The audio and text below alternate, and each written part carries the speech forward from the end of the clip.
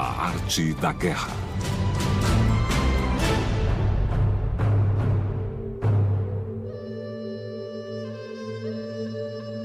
O rei Helu, governante do estado chinês de Wu, agonizava diante de uma ameaça iminente.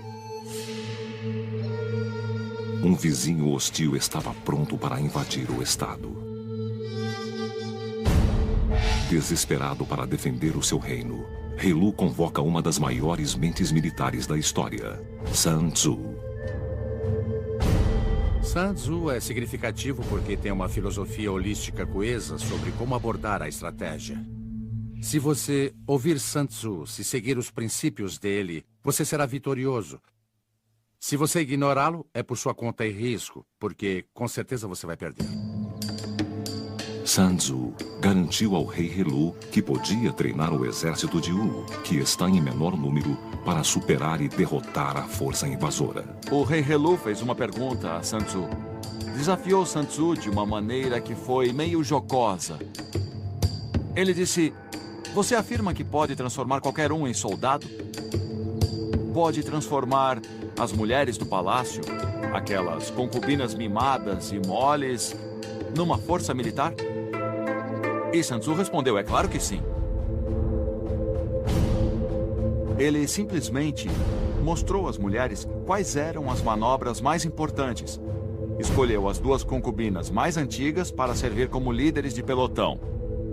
E as encarregou de supervisionar a disciplina em suas unidades. Mas quando Sun Tzu ordenou que o exercício começasse, as mulheres simplesmente começaram a rir. Então Sun Tzu disse: "Está certo. Talvez a minha instrução não tenha sido clara. Agora vou repetir as minhas instruções usando uma linguagem simples." Ele disse às concubinas que quando os tambores soassem, elas deveriam se reunir como soldados, com lanças e espadas, e ficar em formação. E na segunda vez, o que aconteceu? Elas riram de novo. Sun Tzu disse que se as ordens não eram claras, era culpa do general que os soldados não obedeciam. Mas se as ordens fossem claras e elas haviam sido claras, era culpa dos oficiais subordinados se as ordens não eram obedecidas. Só havia uma maneira de Sun Tzu convencer as concubinas de que realmente falava sério.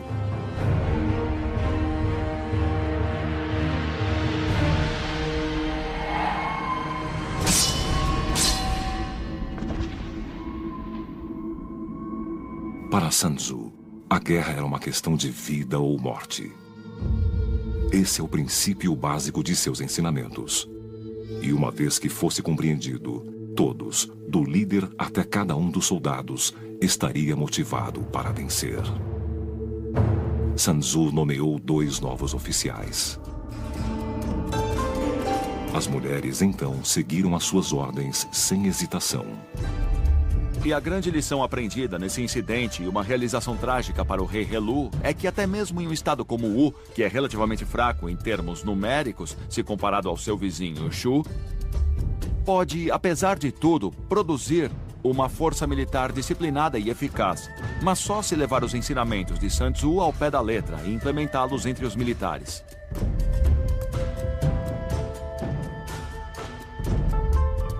Embora as mulheres jamais fossem para um campo de batalha, Sun Tzu conseguiu o seu intento. O rei Helu indicou Sun Tzu como comandante do exército Wu.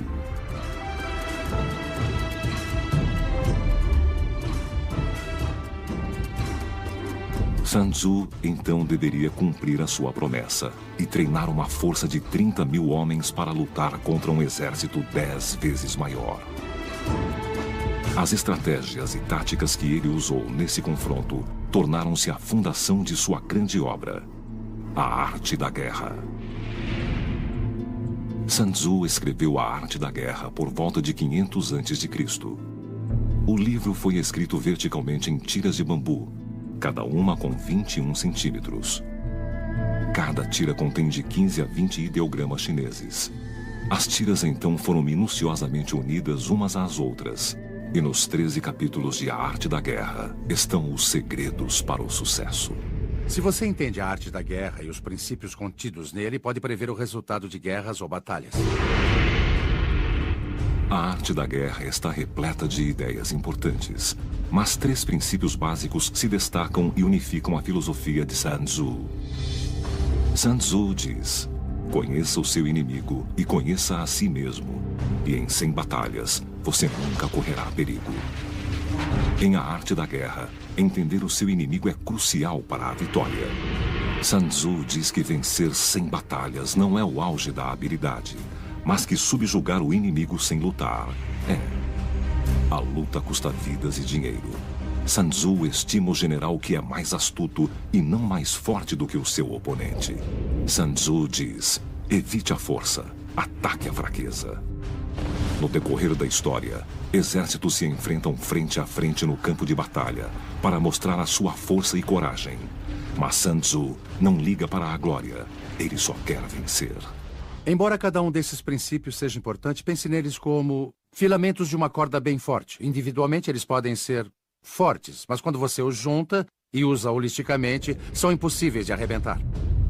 Por mais de 1000 anos, os escritos de Sun Tzu ficaram ocultos, disponíveis apenas a imperadores e estudiosos autorizados. Eles foram descobertos no Japão, no século VIII, e desde então, os seus ensinamentos se espalharam pelo mundo. Mais recentemente, a arte da guerra deu origem a centenas de livros que aplicam os seus ensinamentos aos esportes, política e negócios. Hoje, o livro faz parte do currículo de muitas escolas de guerra, inclusive o West Point. Mas, como veremos, nem sempre os conselhos de Sun Tzu são seguidos, e isso quase sempre leva ao desastre. Acho que, com o passar do tempo, se os generais tivessem dado ouvidos a Sun Tzu, provavelmente não teria havido muitas das sangrentas guerras de atrição sofridas pela humanidade. Ele era muito centrado na noção de como atinjo o meu objetivo com a menor quantidade de recursos e com a menor quantidade de destruição. Os princípios de Sun Tzu estavam para ser testados. Sun Tzu treinou o exército de Wu para se defender do poderoso estado de Shu, a oeste. No início dessa guerra entre Wu e Shu, quando Sun Tzu recebeu o comando de um exército de Wu, parecia que Shu tinha todas as vantagens. O exército de Sun Tzu tinha apenas cerca de 33 mil homens, enquanto as tropas de Shu tinham centenas de milhares de homens. E liderando os 300 mil guerreiros de Shu estava Nang Hua, um primeiro-ministro corrupto e com fome de poder.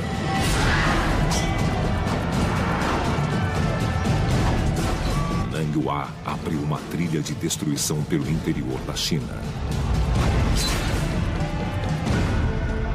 Em franca desvantagem, de 10 para 1, Sun Tzu poderia preparar as suas defesas e esperar pelo ataque de Shu. Mas sendo Sun Tzu, ele fez o inesperado. Ele invadiu Shu. Sun Tzu não realizou um ataque direto e frontal ao exército de Nang Hua, mas escolheu alvos mais frágeis, como postos avançados remotos e travessias de fronteira. Não seria sábio por parte de Sun Tzu tentar buscar um confronto decisivo no início dessa guerra, atacando o exército de Shu diretamente. Ele simplesmente não tinha o volume necessário para isso. Sun Tzu atacou com uma velocidade surpreendente e eficiência brutal. Nang Hua imediatamente lançou contra-ofensivas. Mas quando os reforços chegaram, os soldados de Sun Tzu já haviam partido e estavam atacando outro local. Ao obrigar Shu a manter as suas forças em movimento constante pela fronteira, ele frustrou os líderes inimigos e, ao mesmo tempo, ganhou um entendimento muito melhor da maneira como os exércitos de Shu lutavam. Após cada batalha e escaramuça, Sun Tzu ganhava um entendimento melhor de seu inimigo. Em A Arte da Guerra, Sun Tzu diminui a importância do ataque direto e põe ênfase nas manobras, na surpresa e no engodo. Toda guerra deve ser baseada no intelecto. De fato, as maiores batalhas de todos os tempos foram vencidas pelo cérebro e não pela força bruta. Mas isso não impediu que Nanguá tentasse. Ele acabou deslocando 100 mil soldados para tentar acabar com os ataques. Isso me lembra a diferença entre o xadrez e aquele jogo chinês Go. O xadrez é baseado na atrição. Você começa com muitas peças no tabuleiro e no decorrer do jogo elas são eliminadas e no final você fica com pouquíssimas peças. O objetivo do xadrez é forçar o seu oponente a se render, eliminando as peças dele. Cada peça tem o seu valor e só pode se mover de maneira específica. A meta do xadrez é matar o rei. É um contraste com o jogo chinês do Go, que começa com o tabuleiro vazio e você usa o menor número de peças possível para conquistar o máximo de território que puder. E nesse sentido é uma estratégia muito eficiente em termos de recursos. O objetivo do Go não é a destruição das forças do oponente, mas a conquista de espaço. A meta do Go é capturar o máximo de território com a menor quantidade de peças. Usando uma estratégia semelhante àquela do Go, Sun Tzu decidia onde e quando lutava. Ele evitava o contingente mais forte do exército de Nanguá e atacava onde ele era mais fraco. As táticas de guerrilha de Sun Tzu contra as forças de Shu ecoam história afora. Mas é durante uma guerra infame, mais de 2000 anos depois, que elas mais ressoam. E onde o segredo derradeiro de Sun Tzu se torna mais evidente.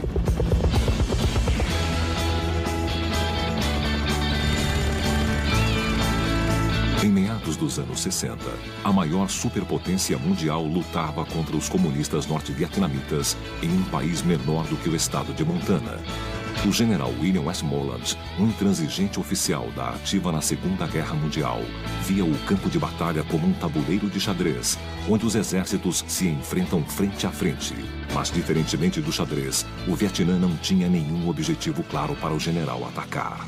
Foi o caso clássico de um general lutando a sua guerra mais recente, no sentido de que as lições que ele havia aprendido lá se aplicavam apenas parcialmente ao Vietnã. Não havia nenhum objetivo fixo a ser tomado, não havia nenhuma unidade fixa para ser destruída. Ninguém entendia isso melhor do que Vo Nguyen Giap, um general norte-vietnamita que via o Vietnã como Sun o veria, como um tabuleiro de Go.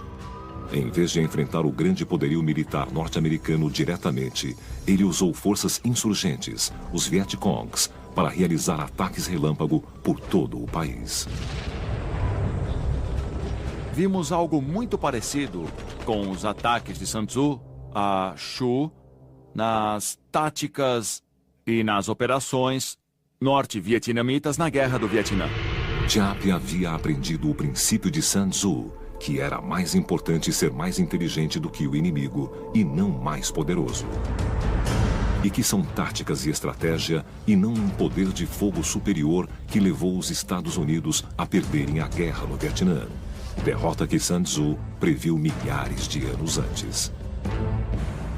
E a maneira como Sun Tzu foi capaz de fazer isso, assim como prever o resultado da invasão da Normandia e o último e angustiante dia de batalha de Gettysburg, está para ser revelado. Sun Tzu diz: na guerra, a superioridade numérica apenas não oferece nenhuma vantagem. Não avance contando apenas com o poderio militar. Eram meados dos anos 60 no Vietnã. O general norte-americano William Westmoreland ordenou bombardeios aéreos intensos.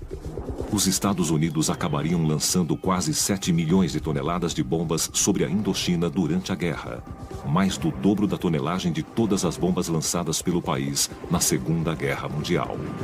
Mas os americanos estavam para aprender a segunda lição de Sun Tzu da maneira difícil, que apesar do poderio militar superior e da bravura de seus soldados, os Estados Unidos não conseguiriam vencer aquela guerra. Não dependa de seu poderio militar. Entre 1959 e 1975, os norte-vietnamitas travaram uma guerra desesperada contra o governo sul-vietnamita e os aliados americanos. E embora tivessem inferioridade bélica, quando você analisa como a guerra foi travada e vê através dos olhos de Sun Tzu, fica evidente como eles prevaleceram. Westmoreland usou uma estratégia baseada no xadrez. Impedir o avanço comunista matando a maior quantidade possível de norte-vietnamitas e Vietcongs. Inversamente, o adversário de Westmoreland, o general norte-vietnamita Vo Nguyen Giap, usou uma estratégia mais parecida com a de Sun Tzu e do Go. Westmoreland tentava desgastar o inimigo matando a maior quantidade possível dele. Enquanto isso, Giap encarava o conflito da perspectiva do Go com o seguinte pensamento: como conquisto a maior quantidade de território possível e assim derroto o meu inimigo. Para combater os bombardeios aéreos americanos, Giap recorreu a um princípio básico de Sun Tzu. Conheça o seu inimigo e conheça a si mesmo, e em 100 batalhas você nunca estará em perigo. Os norte-americanos lutavam de uma maneira já bem previsível. Eles preparavam uma área de pouso entre os ataques da artilharia e ataques aéreos, e então traziam as suas tropas. Giap percebeu isso e se deu conta de que se pudesse manter os seus soldados escondidos e sobreviver aos ataques da artilharia, então, quando as tropas pousassem, poderiam montar emboscadas para pegá-los. As bombas americanas não destruíam o inimigo, apenas avisavam que a infantaria americana estava a caminho. Giap também ordenou aos seus combatentes que ficassem o mais perto possível dos soldados americanos.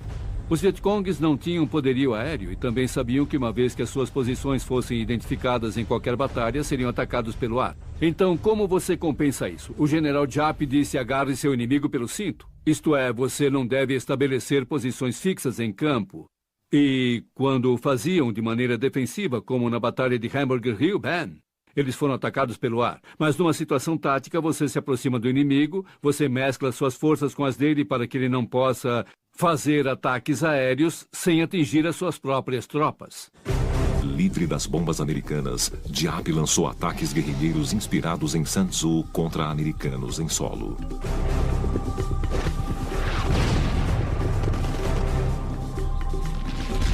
Com emboscadas, armadilhas montadas com granadas de mão e atiradores de precisão.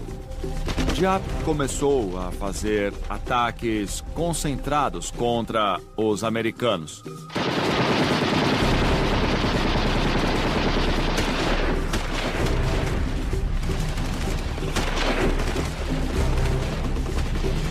E Sun Tzu gosta dessa ideia, porque ao forçar o inimigo a se movimentar, a reagir a você, ele revela suas forças e fraquezas. E quanto mais você sabe sobre as forças e fraquezas dele, mais pode evitar as forças e atacar e explorar as fraquezas. E a maior fraqueza dos Estados Unidos nessa guerra não era no campo de batalha. Mas nossa fraqueza não era no Vietnã. Nós nunca perdemos nada no Vietnã. Não perdemos nenhuma batalha no Vietnã. Mas perdemos na determinação do povo norte-americano em continuar com a guerra. Giap percebeu isso desde o início e sabemos que ele não tentou nos derrotar no Vietnã. Ele tentou nos derrotar nos Estados Unidos.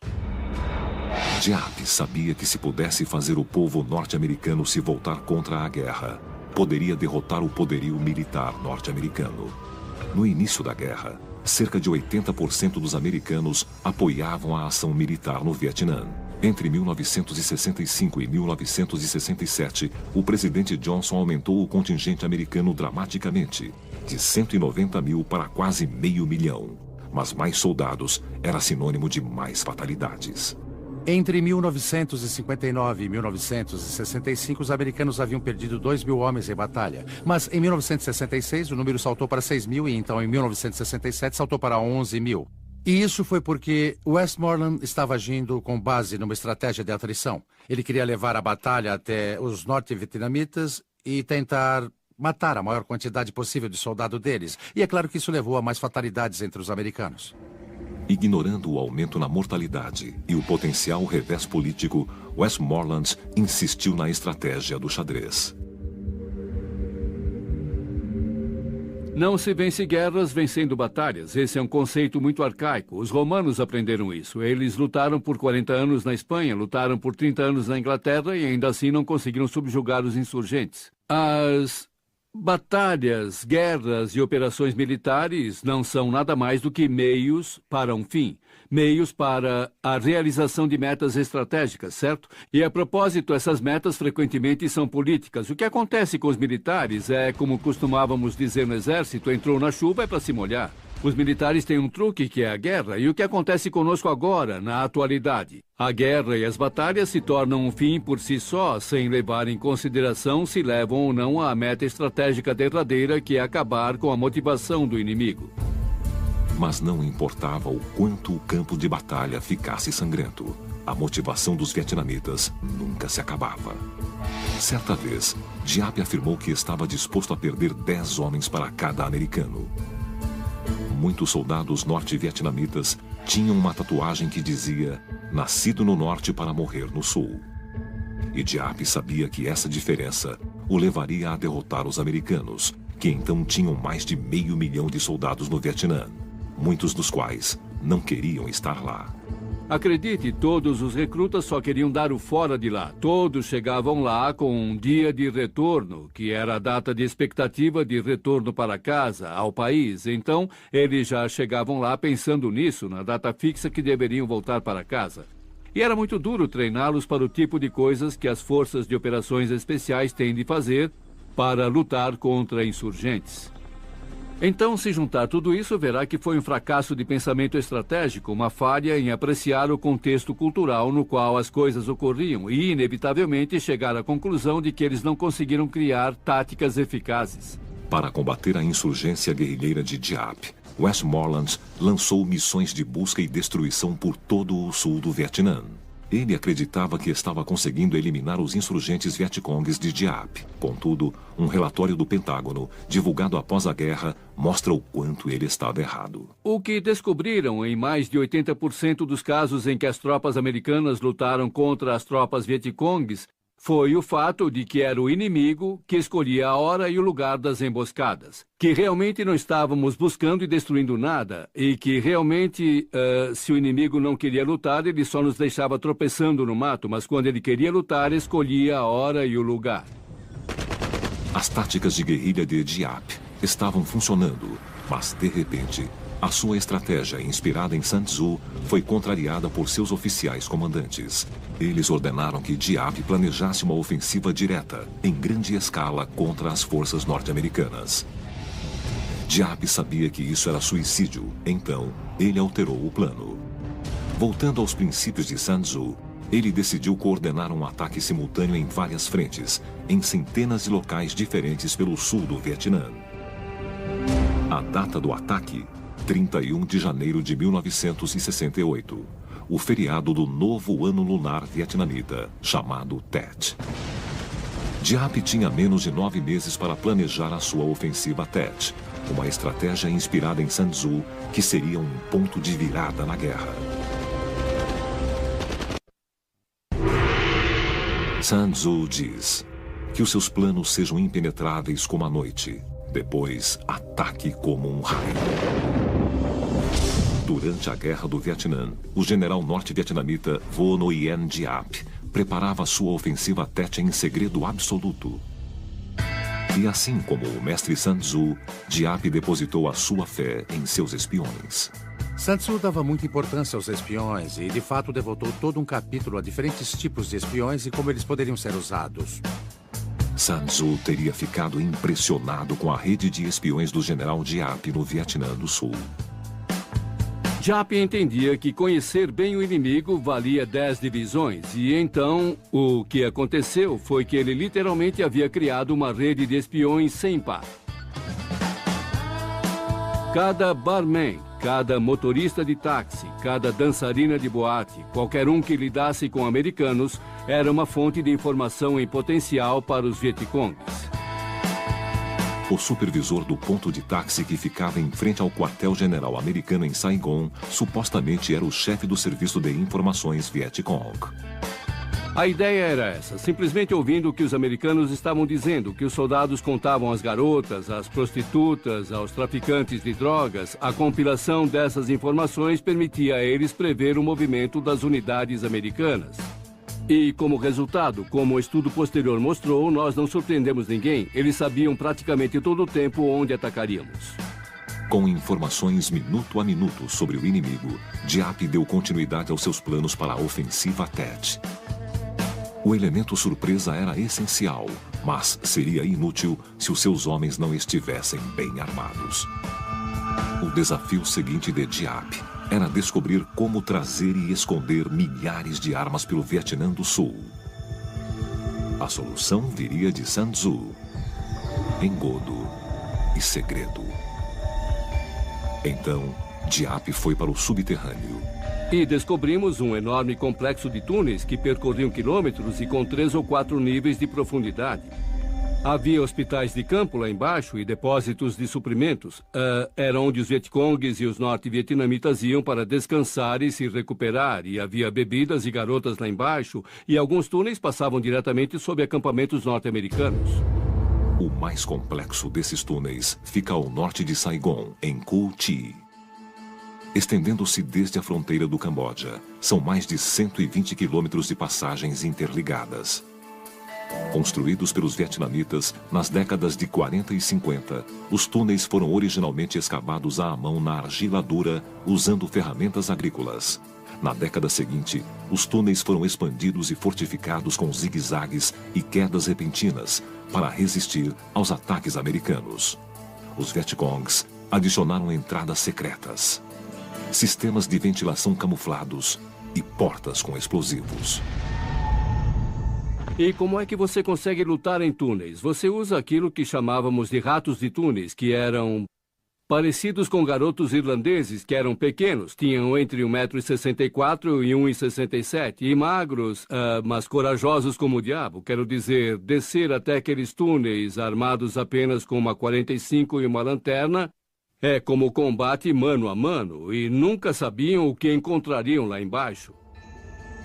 Com a aproximação da data da ofensiva Tet, Giap pôs milhares de soldados vietcongues nos túneis. Faltando apenas 2 meses para a ofensiva, Giap realizou aquele que talvez tenha sido o maior truque de todos. O Vietnã anunciou que honraria o tradicional cessar-fogo do Tet. Parte da ofensiva dele era concordar com o cessar-fogo durante o Tet. Isso realmente fez os americanos e sul-vietnamitas pensarem que podiam baixar a guarda e mandar os soldados para casa, pois não haveria conflito durante o feriado. E faltando pouco mais de uma semana para o Tet, Giap lançou um ataque surpresa na base norte-americana em Khe Sanh. Os fuzileiros norte-americanos rechaçaram hordas de soldados norte-vietnamitas que tentaram tomar a instalação militar. Os Estados Unidos estavam determinados a não perder Khe Sanh.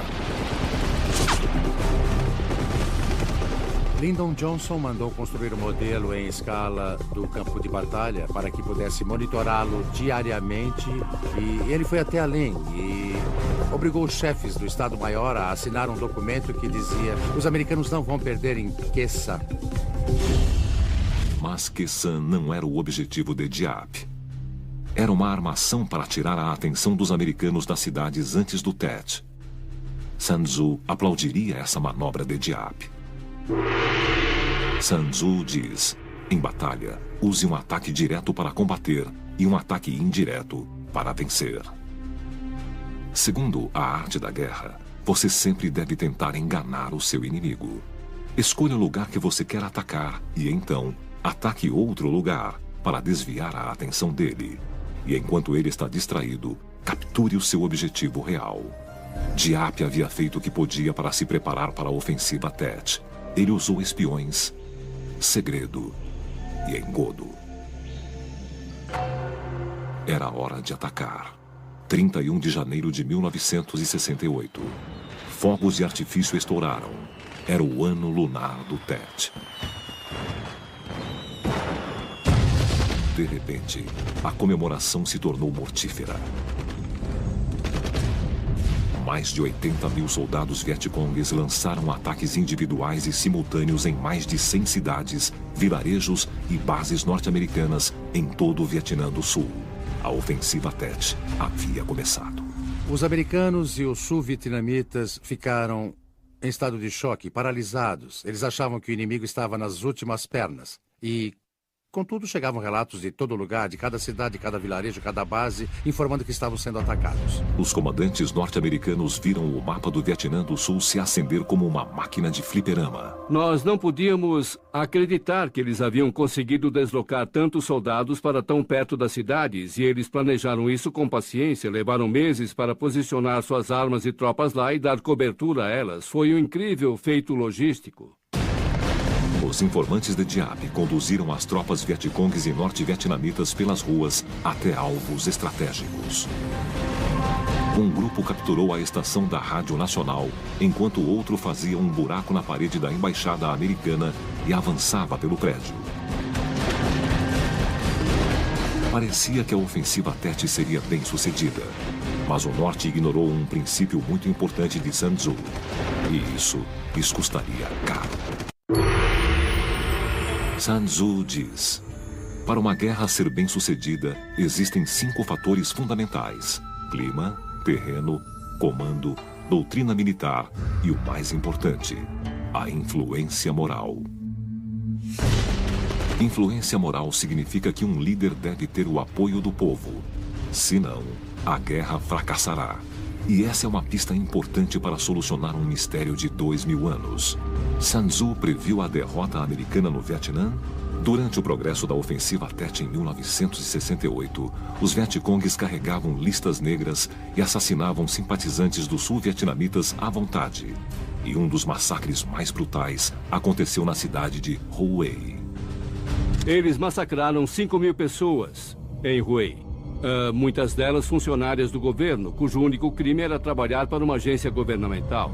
E eles também eliminaram, literalmente exterminaram, centenas de freiras, cujo único crime era ser freiras católicas.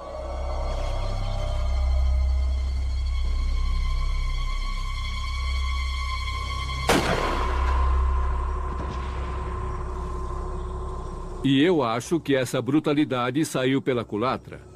Muitos vietnamitas pararam para pensar: espera aí, não fazemos esse tipo de coisa. Esse não é o tipo de gente que queremos nos governando. Mas tudo aquilo foi terrível e, em minha opinião, um massacre sem sentido. Sem o apoio do povo, as pequenas unidades de Diap ficaram sem reforços. Eles ficaram sem saber o que fazer e sem nenhum meio de se comunicar uns com os outros. Então, as forças norte-americanas entraram e devastaram as fragmentadas tropas norte-vietnamitas.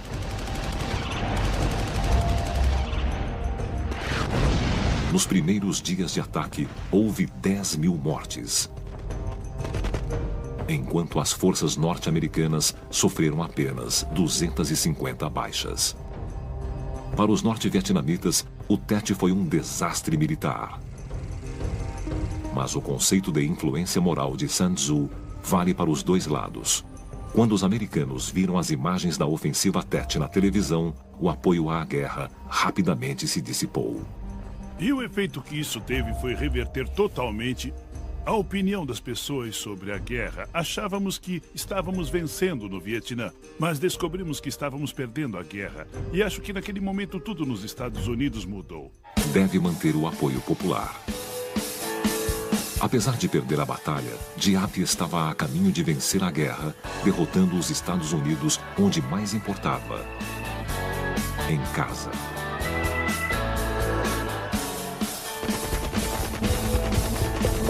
Após a ofensiva, Diap voltou a usar táticas de guerrilha. Em 1975, praticamente sem o apoio militar dos Estados Unidos, Saigon finalmente caiu nas mãos do exército norte-vietnamita. E no final da guerra, o coronel norte-americano Harry Summers se reuniu com líderes norte-vietnamitas para negociar a retirada americana.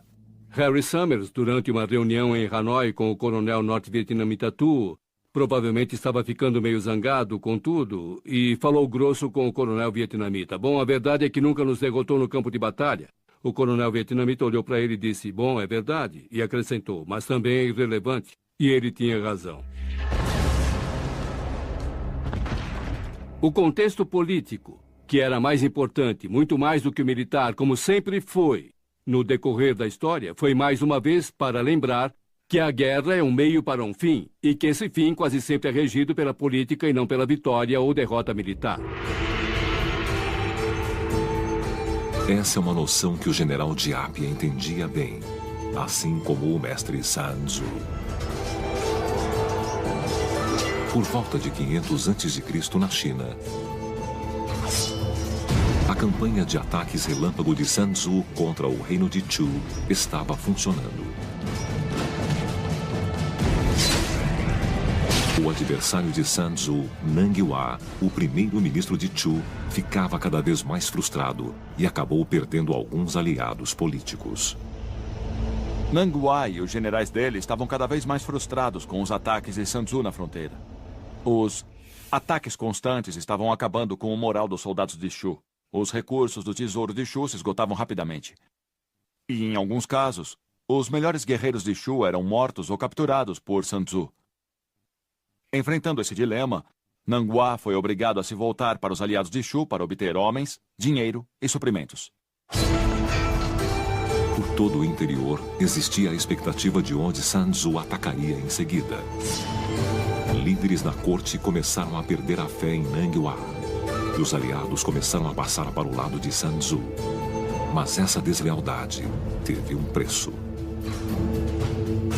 Nanguihua deslocou o seu exército para destruir um aliado no norte, chamado Tsai. Quando a capital estava para ser atacada, o duque de Tsai pediu ajuda a Sun Tzu. Sun Tzu então enfrentava uma situação aparentemente sem saída. Se não fizesse nada, o seu aliado seria destruído. Se tentasse salvar o seu aliado, Nanguihua esmagaria o seu exército. Mas para Sun Tzu, a solução era simples: liderar uma pequena força de ataque na direção de Tsai como isca para afastar Nanguihua da cidade. É um princípio básico dos ensinamentos de Sun Tzu. Para fazer o seu inimigo se deslocar, atraia-o com uma isca que ele vai engolir. A ideia por trás disso é, em certo sentido, conseguir dominar as manobras ou controlar a movimentação inimiga através da sua própria manobra. Nanguihua imediatamente abandonou o cerco a Tsai e mobilizou o seu exército para interceptar Sun Tzu. Sun Tzu salvou o inimigo sem desembainhar a espada. Mas conseguiria salvar a si mesmo? Embora Sun Tzu tenha sido bem-sucedido em fazer Nanguihua abandonar o cerco a Tsai, aparentemente ele caiu numa armadilha. Estava cercado pelas forças de Nanguihua. Sun Tzu pôs seus homens num local onde não havia possibilidade de recuar. Ele os colocou num campo de morte. Sun Tzu diz: ponha os seus soldados diante da morte certa, onde não existe escapatória. Eles não fugirão nem sentirão medo. Não existe nada que não possam realizar. Sun Tzu havia estudado cada aspecto da guerra, incluindo a psicologia dos homens que enfrentavam a morte iminente. E Sun Tzu diz que quando os homens sabem que estão diante da morte, eles serão transformados, assim, da noite para o dia, em lutadores, que lutarão com tudo somente para vencer. Era exatamente onde Sun Tzu queria os seus soldados, em um campo de morte. Mas outro exército também enfrentou esse problema. Mas o que estava em jogo era o destino do mundo. 6 de junho de 1944. Na Segunda Guerra Mundial, tropas aliadas invadiram a Europa. Eles desembarcaram nas traiçoeiras praias da Normandia, na França.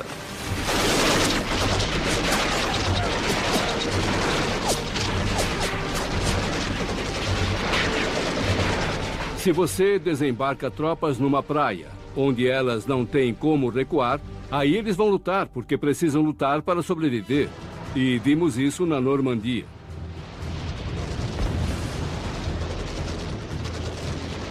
O que aqueles homens passaram foi quase inacreditável. Porque quando você vê aquelas praias e vê o que aqueles homens tiveram que enfrentar, naquele momento você sofre um verdadeiro choque. E fica-se muito orgulhoso de ser americano, pelo menos em minha opinião.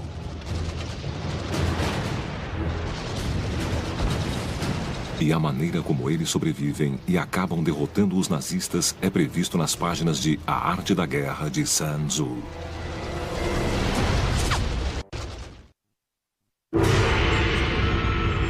Sun Tzu diz: toda guerra é um engodo. Se você puder enganar o seu inimigo antes da batalha, você tem uma maior probabilidade de vencer. Imagine que eu tenho 10.000 soldados e você tem 1 milhão. Certo? O que eu preciso fazer para enfrentar você? Bom, eu preciso enganá-lo. Certo? Fazer você dividir as suas forças em grupos mais espalhados. O comandante supremo dos aliados, Dwight D. Eisenhower, levou esse princípio ao pé da letra enquanto se preparava para invadir a Europa na Segunda Guerra Mundial. A sua estratégia de invasão na Normandia foi uma das mais ousadas na história e está pronunciada nas páginas de A Arte da Guerra de Sun Tzu. Em 1944, a Alemanha nazista sabia que os aliados estavam a caminho, mas não sabiam onde ou quando viriam. Está muito claro que em algum momento, para poder vencer a Segunda Guerra, os aliados teriam de invadir o continente. E a preparação para isso na Inglaterra, o único lugar possível, significava que seria em algum lugar na costa francesa. A única questão era onde. Existiam apenas 3 locais possíveis onde os aliados poderiam desembarcar: Pas-de-Calais, a península de Cherbourg ou as praias da Normandia. E o motivo disso era porque os aliados tinham certeza absoluta que só poderiam desembarcar numa praia que pudesse ser protegida pelo poderio aéreo dos caças que poderiam decolar do sul da Inglaterra. O alcance desses caças era de 650 quilômetros, portanto, qualquer local de pouso teria de ser a 320 quilômetros dessas praias. Mas, apesar do suporte aéreo, os aliados sabiam que uma invasão pelas praias da Europa era praticamente impossível. Para ser bem-sucedidos, eles deveriam usar uma estratégia mais parecida com o Go e menos parecida com o xadrez. Então, em vez de um ataque direto, os aliados seguiram o princípio de engodo de Sun Tzu e convenceram os alemães de que o ataque não seria na Normandia. A Normandia só é comparável ao Go graças ao fato de que usaria uma tática de engodo. E no jogo de Go, você mostra através dos movimentos quais territórios pretende tentar conquistar. E o que os aliados conseguiram fazer com o uso inteligente do engodo, além do uso da lógica militar clara, foi convencer os alemães que, quando ocorresse, o ataque seria em Pas-de-Calais, quando planejavam desembarcar na Normandia. Chamou-se Operação Fortitude e foi uma das campanhas de engodo mais complexas a ser tentada. Os aliados criaram um exército falso que, aparentemente, estava pronto para atacar em Calais. Eles usaram tanques, aviões e caminhões infláveis para enganar o reconhecimento aéreo e fotográfico alemão. Eles deslocavam os tanques e caminhões à noite e soldados munidos de roletes faziam as marcas dos pneus no chão para parecer que tropas realmente haviam se deslocado durante a noite. O exército fantasma precisava ser visto e ouvido. Então, soldados do exército aliado emitiram horas intermináveis de transmissões via rádio sobre a movimentação de tropas e suprimentos. Por um lado, você imaginaria que esse era um trabalho engraçado porque só mandava mensagens falsas. Mas, por outro lado, era um trabalho muito importante e se eles fossem desleixados ou não fizessem bem, acabaria com o propósito do plano de engodo. Eisenhower mostrou o seu exército falso para os alemães, mas manteve a sua força de combate real em segredo absoluto. E por várias semanas, a sua campanha de engodo foi bem sucedida. Mas, um mês antes da invasão da Normandia, no dia D, os aliados receavam que o seu segredo tivesse sido descoberto. Oficiais da contra-inteligência britânica descobriram 5 codinomes da operação da Normandia nas palavras cruzadas de um jornal: Overlord, Neptune, Utah, Omaha e Mulberry. Agentes britânicos descobriram o criador das palavras cruzadas, um professor de 54 anos chamado Leonard Dow.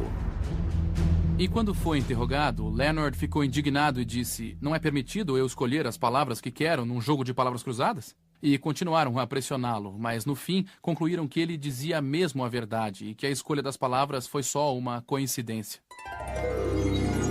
Passado o susto, os aliados então deveriam tratar de convencer os alemães da ameaça da invasão de Calais, e eles recorreram a um dos métodos favoritos de Sun Tzu: espiões.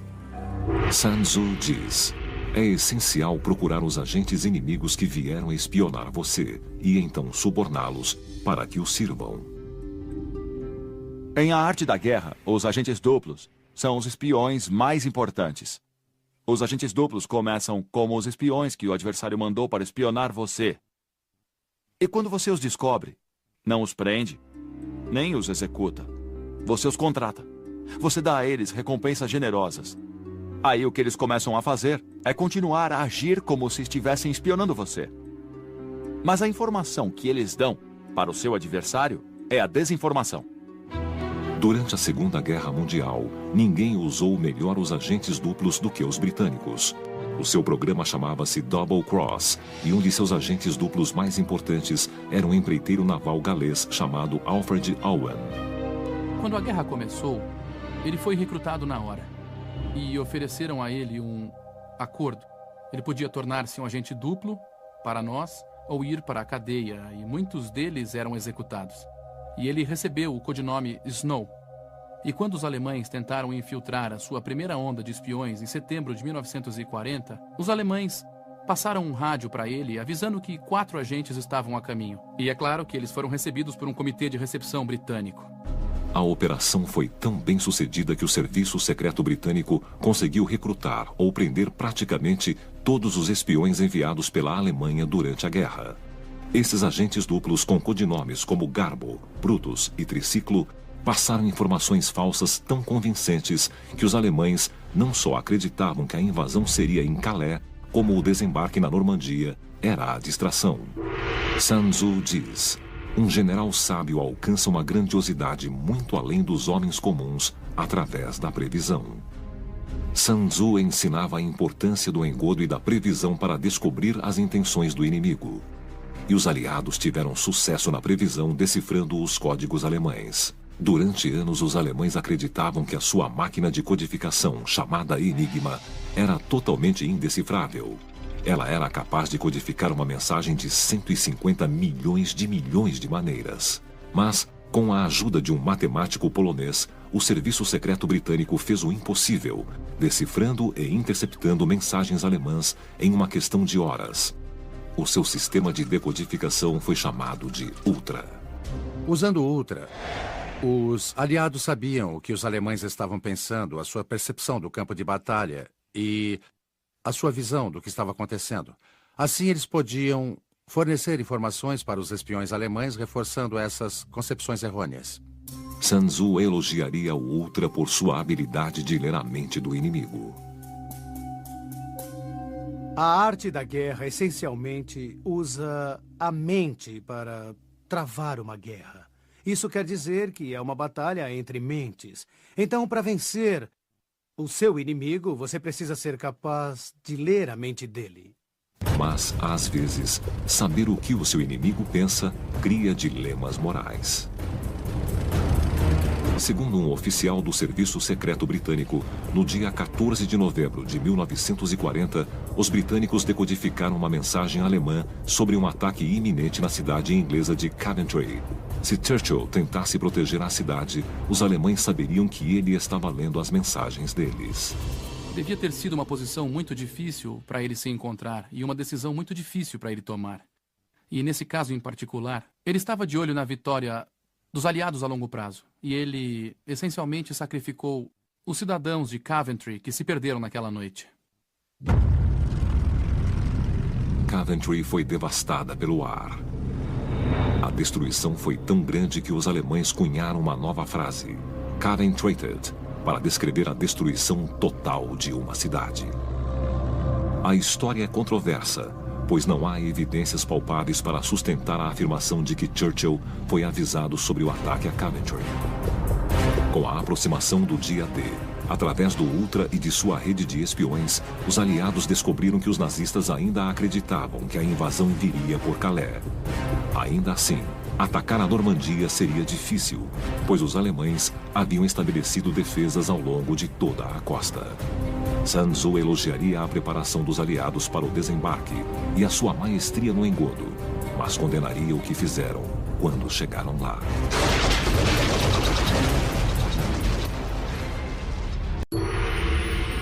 Sun Tzu diz: quando o ataque de um falcão fratura o corpo de sua presa, é porque a atingiu na hora certa.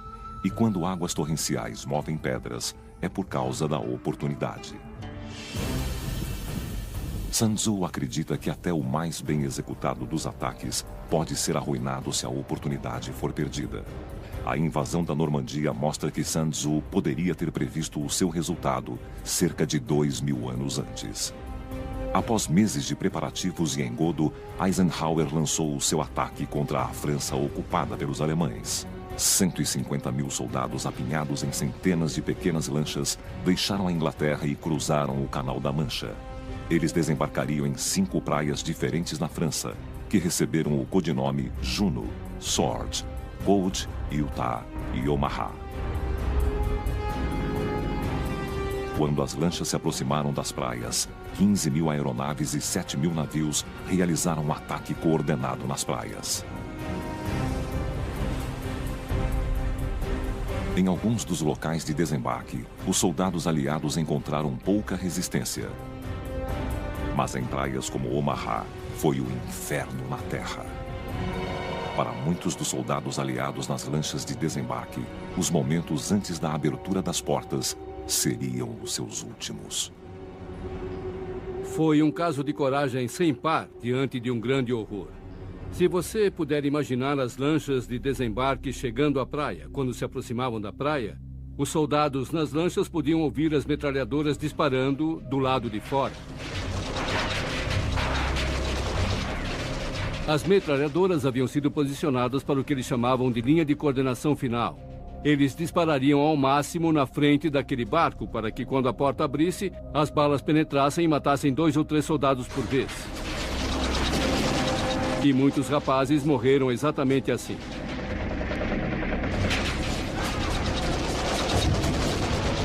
Muitos não conseguiram sequer sair dos barcos.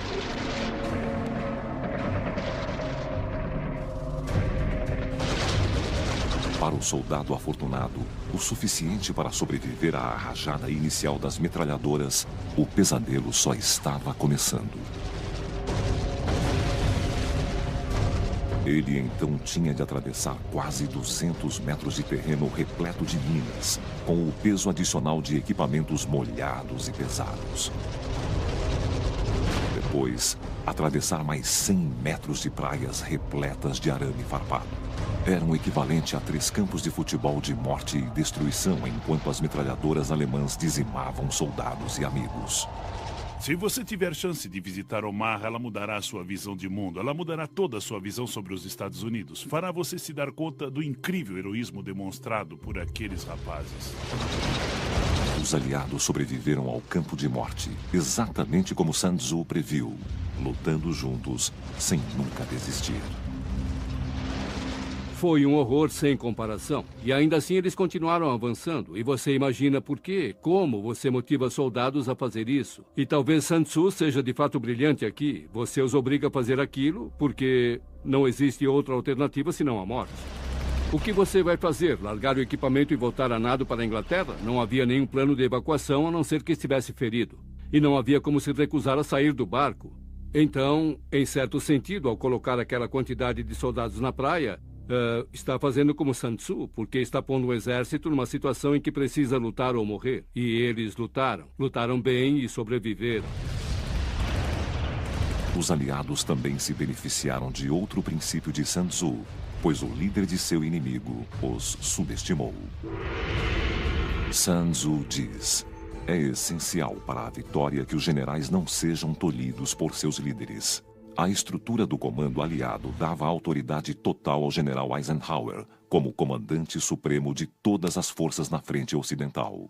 E sob ele, havia 4 comandantes.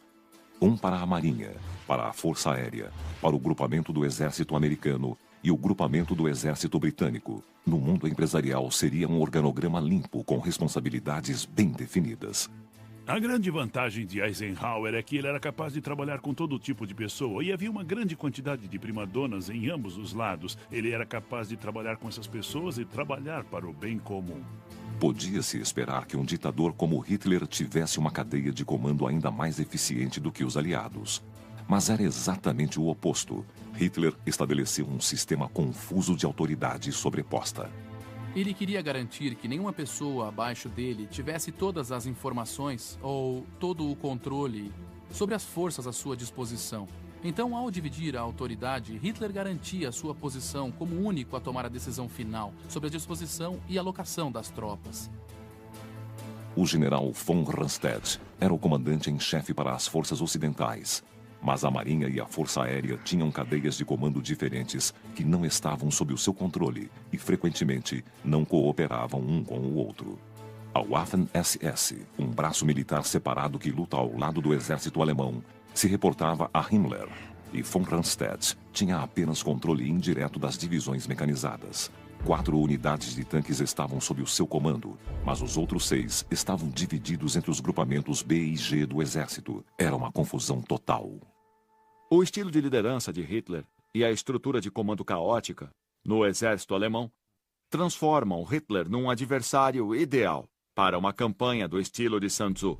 Ele interferia constantemente nas decisões de seus subordinados. Os generais que deveriam estar agindo objetivamente e profissionalmente ao tentar defender a França contra a invasão aliada. Um dos maiores erros de Hitler era a maneira como deslocava as suas preciosas divisões de tanques Panzer. Alguns generais acreditavam que os Panzers deveriam estar próximos à praia para obrigar as tropas invasoras a voltar para o mar. Outros achavam que os tanques deveriam ser mantidos na reserva para que pudessem ser usados em force, onde quer que os aliados escolhessem desembarcar. E já que nenhum dos generais tinha autoridade para decidir, a decisão recaía sobre Hitler. E, sendo Hitler, ele tomou todas as decisões erradas. Pôs uma divisão Panzer na Holanda e outra divisão Panzer na Baía de Biscay, sendo que ambas estavam totalmente fora do alcance de qualquer força invasora, e ele pôs o restante de suas divisões Panzer a alguma distância das praias. A falha de Hitler é um exemplo perfeito do motivo pelo qual Sun Tzu diz que os grandes generais devem ficar livres para conduzir a guerra, sem a interferência do líder. Quando você analisa a estratégia da defesa alemã na França ou na Normandia, ela está dividida entre como a defesa deve ser posicionada, quais forças estavam disponíveis para defender as praias e quais forças realmente estavam disponíveis para reforçar as praias ou reforçar as tropas alemãs no local da invasão. Porque não era uma só pessoa que tinha o controle de todas as forças, como Eisenhower tinha do lado aliado. Os aliados fizeram o impossível. Com coragem e determinação, as tropas conseguiram ocupar todos os locais de desembarque na Normandia. Apesar de todo o planejamento complexo envolvido na invasão da Normandia, foram as táticas das pequenas unidades e os camaradas lutando lado a lado que acabou vencendo a Batalha das Praias, e é isso que aparece em toda a história. Sun Tzu teria ficado maravilhado com a precisão e a execução da invasão. Mas breve, os aliados encontraram um inimigo novo e completamente inesperado. Um labirinto de sebes, ou cercas vivas gigantescas e impenetráveis, naquela que é conhecida como a região de Bocage, na França. Parecia que os aliados haviam realizado esse feito incrível e milagroso, e haviam mesmo desembarcaram um exército nas praias da Normandia. Mas então seu avanço foi impedido, na região das Sebes. Eles não haviam previsto isso, apesar dos aviões de reconhecimento aéreo terem fotografado essas cercas vivas. O planejamento aliado simplesmente presumiu que eram como as sebes num quintal suburbano, e que tinham de 1,20 m a 1,5 m. Mas essas sebes antigas, de quase 2.000 anos, têm de 6 a 9 metros de altura e são extremamente densas. Elas não podem ser escaladas, tanques não podem manobrar através delas em segurança, e explosivos denunciaram a posição de uma unidade. A região das Sebes, na Normandia, ameaçava destruir totalmente a oportunidade que os aliados precisavam criar. O exército americano é um exército mecanizado e não se pode deslocar tanques e caminhões rapidamente pelas Sebes, que são muito densas. O avanço dos aliados foi totalmente impedido. Passaram-se 40 dias e eles alcançaram apenas os seus objetivos do 5º dia. As fatalidades chegaram a mais de 78.000. A invasão inteira estava ameaçada. Mas a solução para escapar desse labirinto enorme está nas páginas do livro de Sun Tzu, A Arte da Guerra. Sun Tzu diz: faça o seu inimigo se preparar à esquerda dele, e ele estará fraco do lado direito.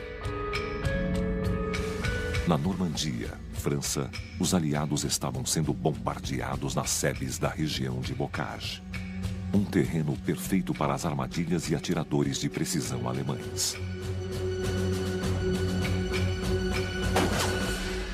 Os alemães têm uma palavra para o combate próximo em terrenos muito complexos e fechados. Rattenkrieg significa literalmente Guerra dos Ratos.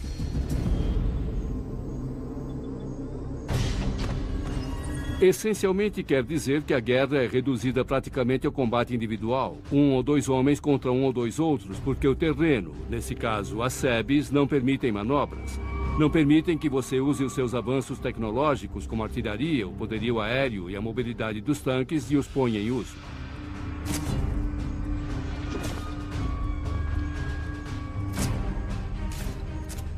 Portanto, a luta nas sebes foi uma luta terrível. Era combate mano a mano. Mas talvez o maior perigo nas sebes fossem os tanques Panzer alemães espreitando no labirinto. Na verdade, os britânicos tinham um panfleto sobre como caçar tanques. Eles enviavam equipes especializadas de indivíduos com bazucas ou Piats, como os exércitos britânicos e canadenses chamavam, para realmente caçar tanques e para inutilizá-los. E o manual, na verdade, o compara a uma caçada a grandes animais, onde você espreita um tigre ou um elefante e tenta apanhá-lo. Finalmente, os aliados criaram uma estratégia inspirada em Sun Tzu para ajudar a livrá-los da carnificina na região de Bocage. O plano era atrair a maior parte das forças alemãs lutando em Bocage para a cidade de Cannes, deixando para trás um grupamento enfraquecido. Primeiramente porque Cannes tinha campos de pouso e eram os mais próximos de Paris. Então os alemães estavam relativamente certos que atacaríamos por Cannes. O plano aliado começou com a Operação Goodwood, um ataque aéreo fulminante contra a cidade de Cannes. Os alemães engoliram a isca e deslocaram as suas divisões Panzer para longe de Bocage, deixando apenas 1,5 divisão para trás, para segurar as forças norte-americanas nas sebes. Os Estados Unidos imediatamente aproveitaram a oportunidade e realizaram um ataque aéreo fulminante sobre o restante das divisões de tanques Panzer alemãs na chamada Operação Naja. Sun Tzu diz que você deve se comportar como a cobra. Por quê? Para que quando você é atacado pela frente, a retaguarda reforça a frente. Você ataca na retaguarda e a frente pode reforçar aquele ponto. E se você é atacado no meio, as 2 laterais podem entrar. Então, para Sun Tzu, na verdade, é o inimigo que está atacando você. E sua resposta precisa ser flexível. Com praticamente todos os tanques alemães destruídos, as forças norte-americanas conseguiram fazer um buraco na linha alemã com artilharia, tanques e infantaria. Finalmente, após semanas de frustração, os aliados conseguiram sair do Bocage. A Operação Goodwood em Cannes e o sucesso da Operação Naja na região do Bocage mudaram a equação estratégica. Os aliados, antes estagnados, voltaram à plena força. Durante toda a invasão da Normandia, a mão invisível de Sun Tzu levou os aliados à vitória, através do uso que fizeram do engodo, previsão e de uma estrutura de comando superior que motivou o exército inteiro a lutar como um só. Sun Tzu diz: o exército vencedor percebe as condições para a vitória primeiro e então luta. O exército perdedor luta primeiro e só depois busca a vitória. A batalha entre os reinos de Wu e Chu prosseguia. A pequena força Wu de Sun Tzu estava em um campo de morte. Eles estavam cercados pelo exército de Nanghua, o primeiro-ministro de Chu.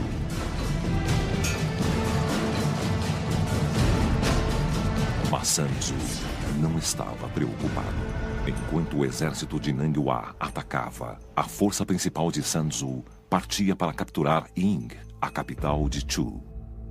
Quando Nanghua se deu conta de que a força principal de Sun Tzu estava decidida a atacar Ying, tinha uma decisão dura a tomar. Obviamente, ele queria matar Sun Tzu, ele queria dizimar a força sob o comando de Sun Tzu.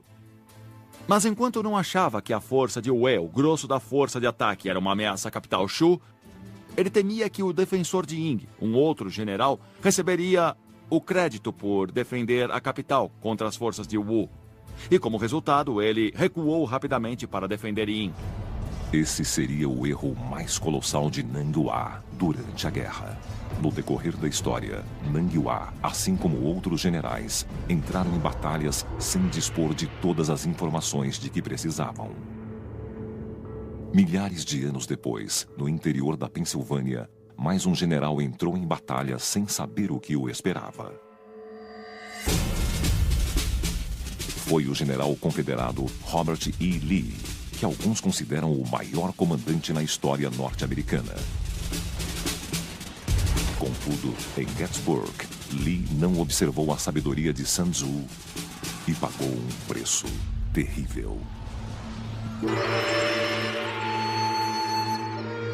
Sun Tzu diz: nação alguma já se beneficiou da guerra prolongada. A Guerra Civil Americana é o cenário de pesadelo de Sun Tzu. Um impasse sangrento que acabaria custando mais de 620 mil vidas. De longe, a guerra mais mortífera na história americana.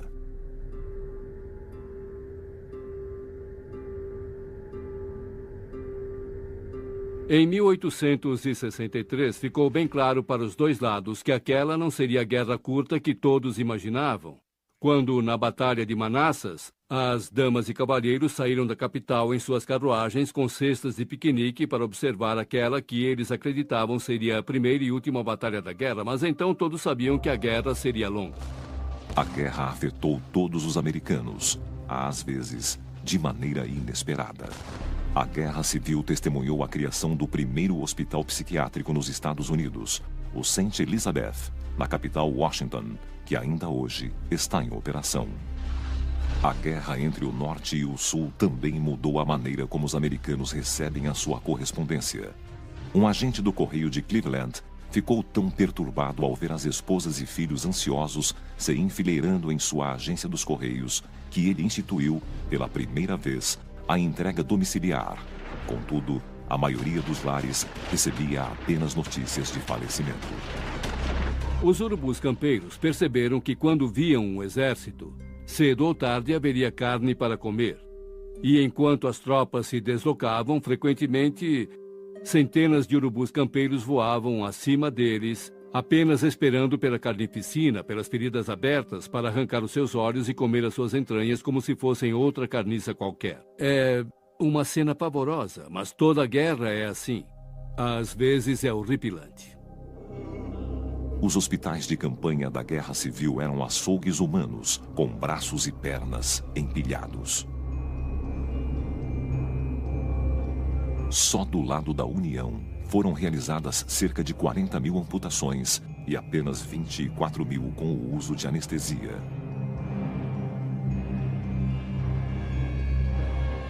Médicos realizavam dezenas de cirurgias sem sequer lavar as mãos. Era 7 vezes mais seguro lutar por toda a duração da Batalha de Gettysburg do que ser mandado para um hospital do exército. O índice de mortalidade era entre 30% e 40% nesses hospitais.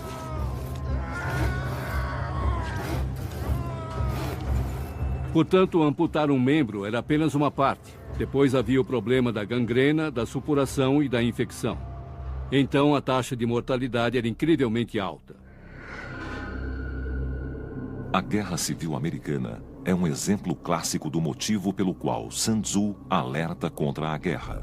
Mas outros princípios de A Arte da Guerra provar-se-ão instrumentais na maneira que a guerra termina.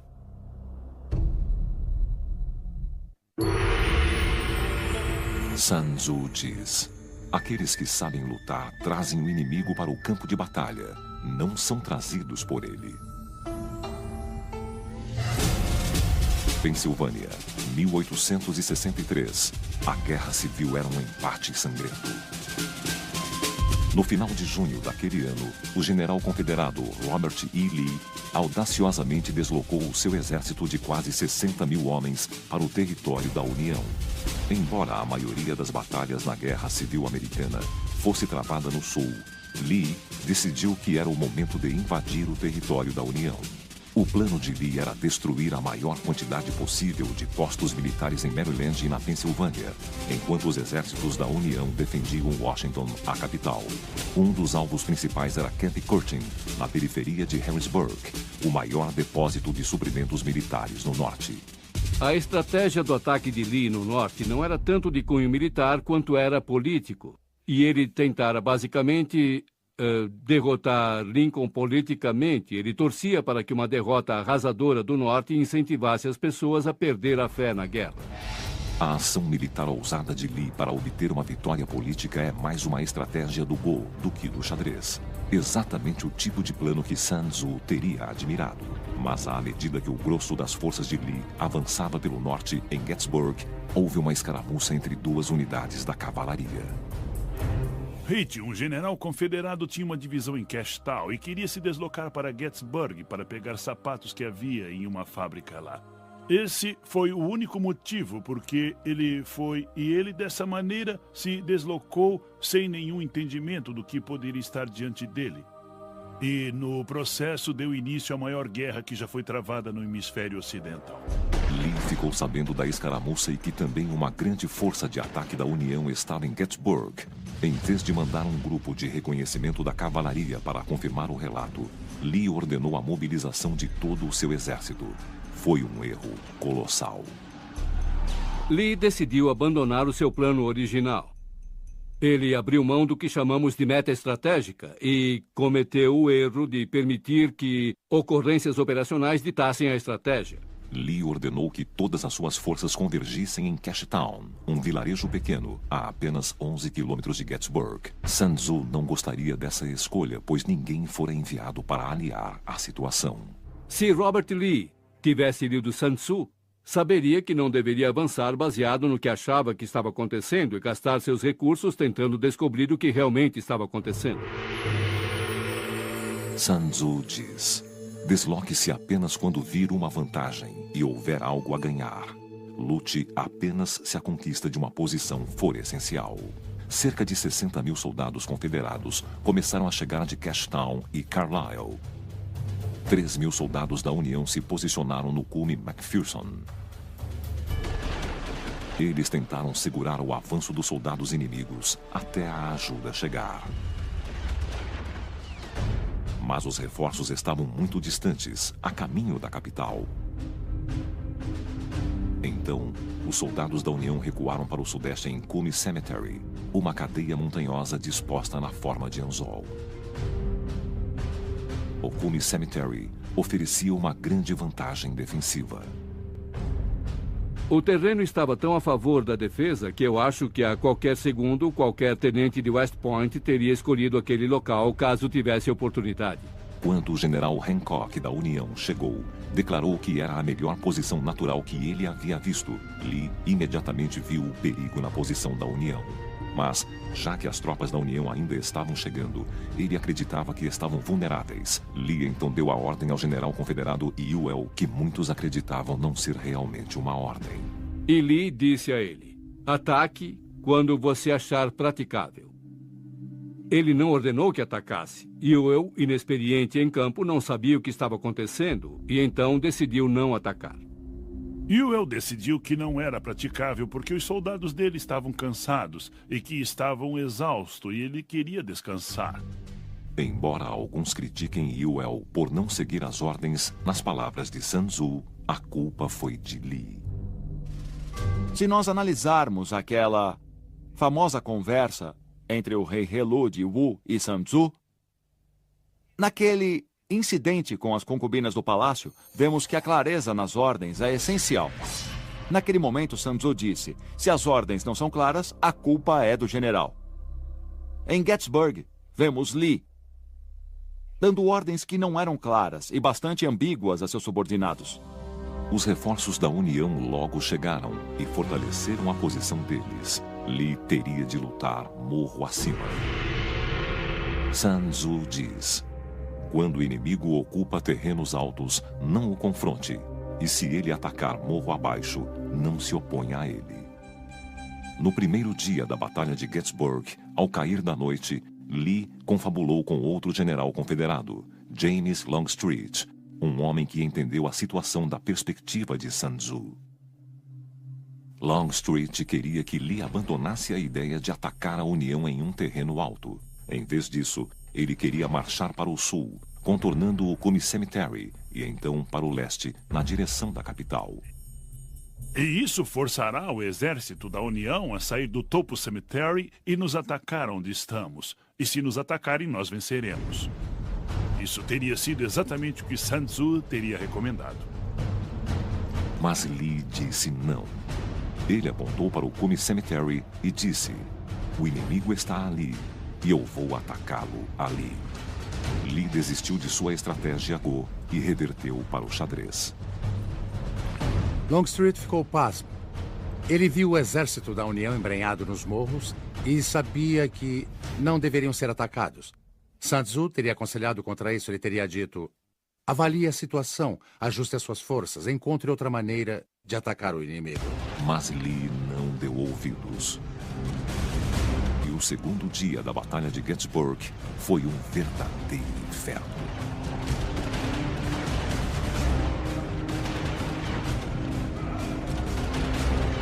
Pastagens bucólicas foram transformadas em campos de morte. Lugares como Plan Run, Beechwood Charge e Little Round Top testemunharam alguns dos combates mano a mano mais sangrentos da guerra. O mais terrível do combate mano a mano são as lembranças. E durante grande parte da guerra, você poderia puxar o gatilho e talvez ver alguém cair. Talvez, mas no geral não. Esse era um combate bem pessoal, com baionetas, coronhadas, tiros de pistola na cabeça e no rosto, e você vê isso.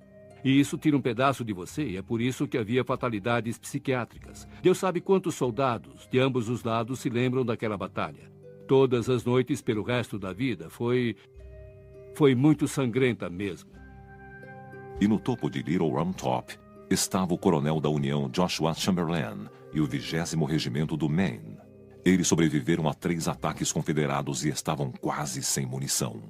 E lá vinha o 4º ataque, e Chamberlain ordenou o uso de baionetas. Antes, todos dispararam os 2 últimos tiros, ficaram de pé, e naquele grande momento na história, ele ficou de pé, empunhando o sabre, e deu o comando que ressoa pelos ouvidos da história da infantaria americana. Sigam-me, rapazes, avante com as baionetas! E lá foram eles.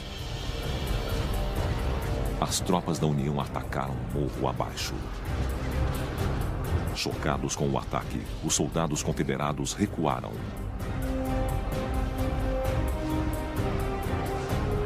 E, contrariando a sorte, a União defendeu Little Round Top. O princípio de Sun Tzu, de nunca atacar um inimigo em terreno alto, se mantém. Mas isso não impediu Lee, pois ele ignoraria Sun Tzu mais uma vez e ordenaria que os seus homens atacassem morro acima mais uma vez. Sun Tzu diz: existem alguns exércitos que não devem ser enfrentados e algumas posses que não devem ser contestadas. O sol nasceu no 3º dia da Batalha de Gettysburg. Apesar dos milhares de cadáveres espalhados pelos campos, Robert E. Lee, o general confederado, estava para ordenar que seus soldados atacassem morro acima mais uma vez. Uma das coisas que você nunca deve fazer numa guerra é nunca apostar numa situação sem saída. Siga o conselho de Sun Tzu. Use um ataque para explorar uma vitória. Nunca use um ataque para se recuperar de uma derrota. E Longstreet entendia isso. O general Longstreet novamente sugeriu a Lee que deveriam dar a volta no Cumy Cemetery e ameaçar Washington, a capital, para extrair a União das terras mais altas. Longstreet entendeu que os confederados estavam numa posição terrível. Estavam em menor número, não tinham o controle do terreno mais alto, haviam sofrido baixas terríveis nos últimos 2 dias de combate e não existia nenhuma chance real de expulsar o exército da União do terreno mais alto. Mas Li sentia que os homens dele já haviam se sacrificado demais para voltar. Li deu a ordem para atacar. A carga da infantaria foi liderada pelo major-general George Pickett. E diz a história que Longstreet estava sentado lá. E Pickett disse: devo atacar, general. E Longstreet apenas baixou a cabeça e olhou para longe. General, devo atacar? E Longstreet novamente olhou para o outro lado. Aí ele disse: general, eu vou atacar. E mais uma vez Longstreet olhou para o lado. Ele nunca deu a ordem de atacar. Ele sabia que era suicida. No sufocante calor de julho, 12.500 soldados confederados, liderados por Pickett, fizeram uma marcha determinada, atravessando um campo aberto de quase 1,5 km de extensão. Enquanto avançavam agrupados, milhares foram derrubados pela artilharia e pelo fogo de rifles da União. Não havia onde se abrigar. Praticamente não havia distância entre as forças da União e as forças confederadas. E as forças da União foram capazes de apenas permanecer atrás dessas posições reforçadas e disparar nos confederados. E então os confederados não tinham como se defender. Mas, atestando a coragem dos homens de Pickett, eles continuaram avançando até em cima. E havia uma unidade inteira de um batalhão da Carolina do Sul que marchou direto na direção da artilharia de Rhode Island. Ela foi destruída por um disparo de canhão. A unidade inteira morreu na hora. O tiro saiu destroçando soldados, membros, cabeças, olhos. Havia sangue por todos os lados.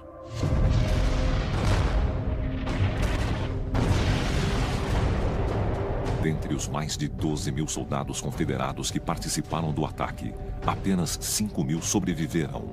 A Batalha de Gettysburg terminou. Sun Tzu teria ficado horrorizado com o desperdício trágico do ataque Pickett. Sun Tzu sempre acreditou em usar o intelecto sobre a força e nunca atacar uma força inimiga diretamente se pudesse fazer o contrário. Em Gettysburg, Lee não ajustou a estratégia às situações que encontrou. Ele se recusou a recuar, até mesmo quando a situação era claramente irremediável. E Lee tirou o chapéu, desmontou, caminhou até o campo e disse: é tudo minha culpa, rapazes, é tudo minha culpa. Tem toda razão, general, é tudo sua culpa. Ninguém em sã consciência teria ordenado isso. O senhor deveria ter ouvido Sun Tzu. No final, a sua falha em aplicar a sabedoria de Sun Tzu é um dos fatores que custou aos confederados a guerra. Sun Tzu diz: quando as tropas fogem, são insubordinadas, caem ou são derrotadas em batalha, a culpa é do general. Em A Arte da Guerra, Sun Tzu imagina o general supremo como um homem inteligente e astuto, jamais precipitado, nem arrogante. Exatamente o oposto do adversário de Sun Tzu na guerra de Wu Chu, Nanghua. Sun Tzu é totalmente contra o comportamento impulsivo, o comportamento precipitado, ou fazer o exército marchar dobrado para conquistar a vitória. Pois na mente de Sun Tzu, a vitória vem de um estudo pensado, de cálculos detalhados e muito bem preparados. Embora Nanghua tivesse um exército maior e mais poderoso, usando a inteligência, Sun Tzu mostrou que era o mestre. Nanghua correu para a sua capital, acreditando que Sun Tzu estava prestes a invadi-la. Mas o mestre jamais tivera a intenção de atacar uma cidade tão bem protegida. É um engodo para atrair Nanghua para uma armadilha, e funcionou perfeitamente. Sem aviso, mais de 20.000 guerreiros de elite de Sun Tzu cercaram as forças de Nanghua. O ataque surpresa deixou os homens de Nanghua confusos. Ocorreram então uma série de batalhas entre os grupamentos enfraquecidos de Nanghua e a principal força de ataque de Sun Tzu. Após cada batalha, Nanghua enfraquecia, Sun Tzu ficava mais forte e Shu, a capital, ficou exposta.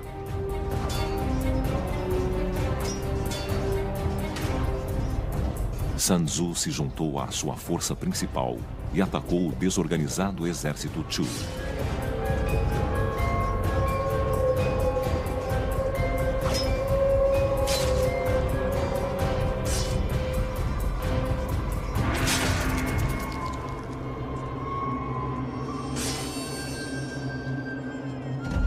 finalmente, Sun Tzu venceu a guerra.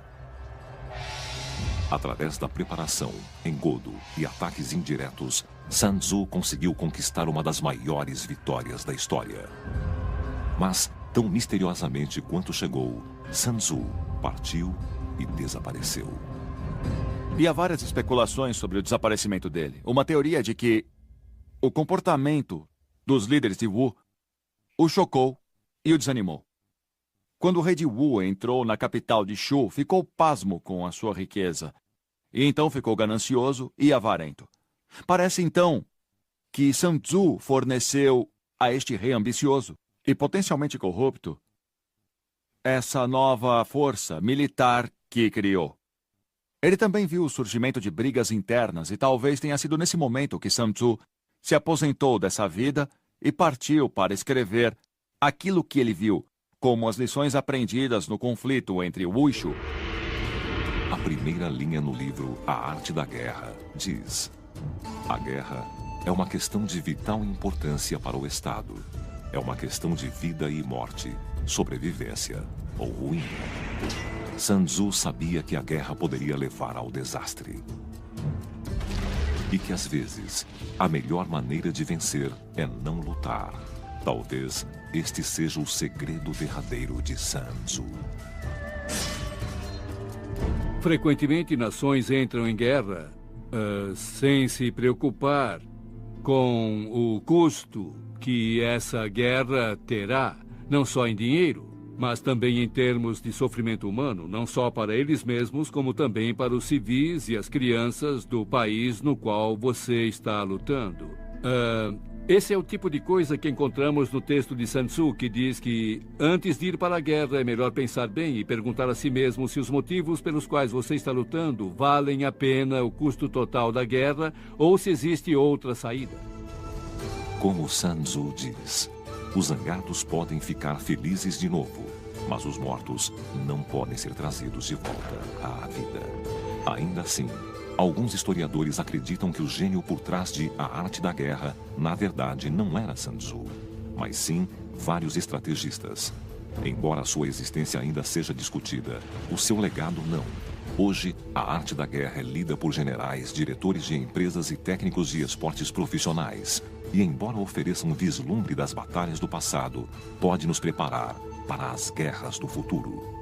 Sun Tzu é muito relevante para nós hoje, porque as regras que ele estabeleceu em 400 a.C. são as mesmas regras que aplicamos nas guerras hoje, ou deveríamos aplicar. As recomendações para a guerra indireta que aprendemos com o legado Sun Tzu são o segredo para as guerras de hoje, porque hoje não há como lutar as guerras diretas pesadas e convencionais, porque nenhum exército vai nos atacar de maneira convencional. Nós teremos de usar os métodos indiretos para lidar com o inimigo que Sun Tzu recomendou. E quanto mais rápido aprendermos, maior a chance de sucesso nas guerras futuras. Sun Tzu pode nos ensinar não só como conhecer a nós mesmos, conhecer nossas forças, nossas fraquezas e o que somos capazes de fazer no campo de batalha. Mas também nos lembra constantemente de que é tão ou mais importante cultivar uma compreensão profunda e fundamental dos nossos adversários, para melhor atingirmos as nossas metas.